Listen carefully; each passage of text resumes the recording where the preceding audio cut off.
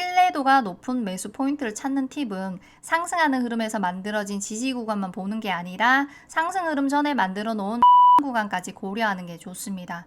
하이, 한량입니다. 주식 투자를 트레이딩 스킬의 관점으로 분류를 해보면 크게 돌파 매매와 눌림목 매매로 분류해 볼 수 있는데요. 그중 눌림목 매매는 주식시장을 실시간으로 확인하기 힘든 환경에서 비교적 사용하기 좋은 트레이딩 스킬입니다. 저도 본업이 있는 직장인 투자자라서 업무상 언제든 주식시장을 확인하지 못하는 상황이 발생할 수 있어서 눌림목 매매를 주력으로 하고 있습니다. 눌림목 매매로 접근할 때 일반적으로 구간을 정해두고 분할 매수로 접근을 하는데 여기서 눌림목 매매의 가장 큰 단점이자 리스크가 발생하게 됩니다. 3분할 매수를 계획하고 접근한 종목이 내가 마지막 분할 매수한 구간보다 밑으로 더 하락하면서 큰 손실이 발생하는 경우가 생길 수 있는데요.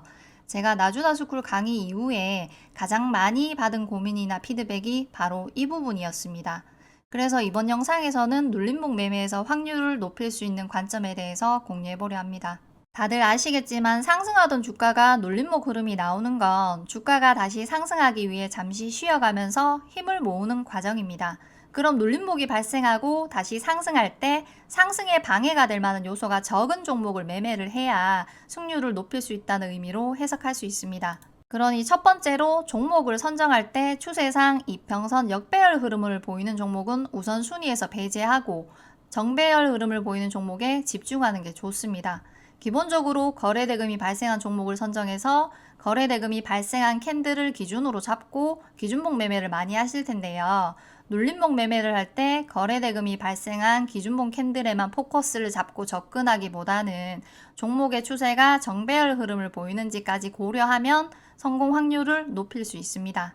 추세상 역배열 흐름을 보이는 종목은 기준봉이 발생하더라도 다시 그 추세 안으로 되돌아가는 흐름을 보여줄 확률이 높습니다. 그럼 지금 이 종목의 경우 이 캔들을 기준으로 잡고 3분할 눌림목 공략을 한다면 아마 3차 매수까지 진행됐을 가능성이 크고 지금 자리에서 반등이 나오지 않고 기준봉 시초가 깨지면 손절을 고민해야 하는 상황이 발생할 수도 있겠네요. 두 번째도 첫 번째와 비슷한 맥락인데요. 종목 선정을 할 때 재료의 지속성까지 고려하면 눌림목 매매 성공 확률을 높일 수 있습니다. 아, 뭐야, 너무 당연한 얘기 아니야? 라고 생각할 수 있지만 제 기준에서는 중요한 부분이라 생각합니다. 거래대금이 터지면서 기준봉을 발생시키는 캔들은 크게 단발성 재료와 지속성 재료 두 가지 케이스로 볼 수 있는데요.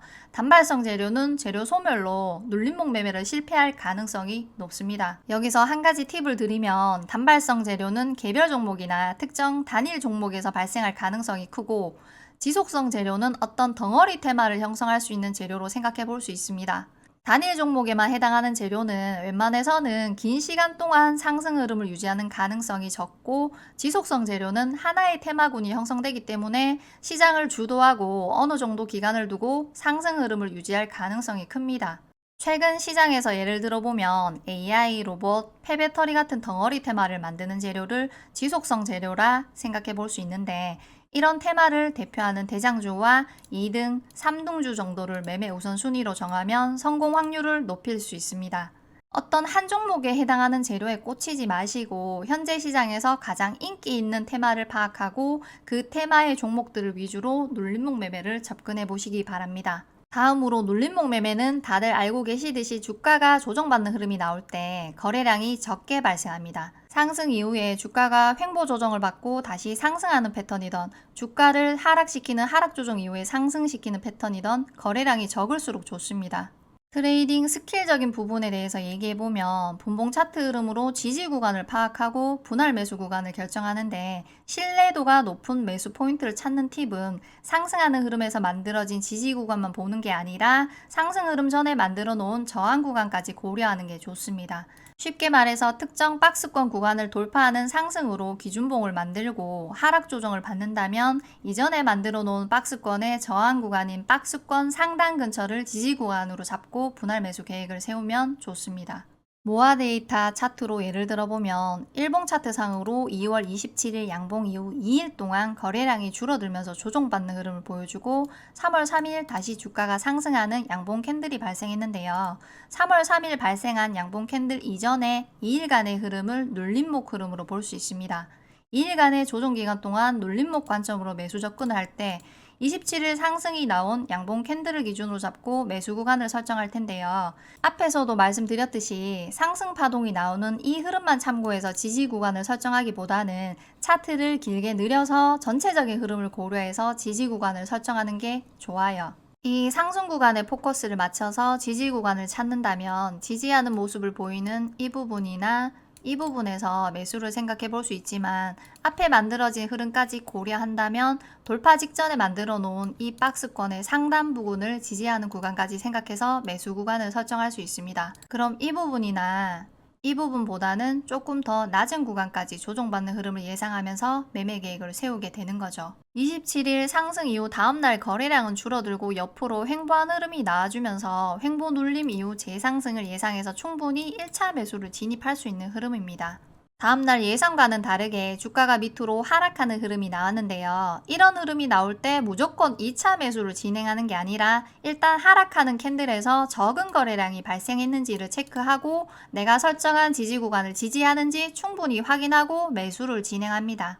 그리고 내가 지금 자리에서 추가 매수를 한다면 여기 만들어진 횡보 구간의 저가 라인보다는 낮은 가격에 평균 단가가 만들어지는가가 중요합니다. 다들 아시듯이 지지와 저항의 원리에 따라서 지지가 무너지면 저항으로 바뀌기 때문에 이 횡보했던 구간보다 주가가 밑으로 하락한다면 주가가 다시 상승할 때 이 횡보했던 구간은 저항으로 작용할 가능성이 있다 생각하고 추가 매수를 결정해야 합니다.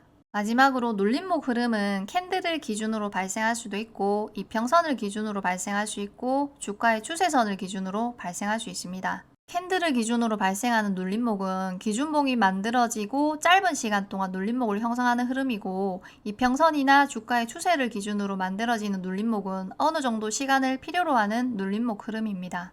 모아 데이터에서 예를 들어보면 이런 구간이 기준봉 캔들을 기준으로 발생하는 눌림목으로 생각해 볼 수 있고 이 구간은 기준봉과 단기 이평선 중 가장 강력한 힘을 가지는 20일 이평선 지지까지 복합적으로 발생하는 눌림목 구간 그리고 이 구간은 20일 이평선과 주가의 추세를 기준으로 발생하는 눌림목 구간으로 생각해 볼 수 있습니다.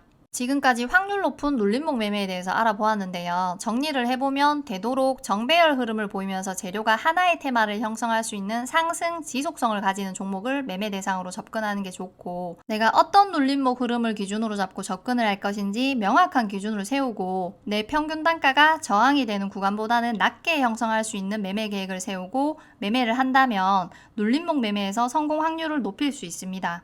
눌림목 매매는 매수 진입만 잘한다면 주가가 다시 상승할 때 평균 단가 기준으로 우위를 가질 수 있어서 심리적으로 안정된 매매가 가능하다는 장점이 있으니 꼭 자신만의 눌림목 매매 스킬을 만드시길 추천합니다.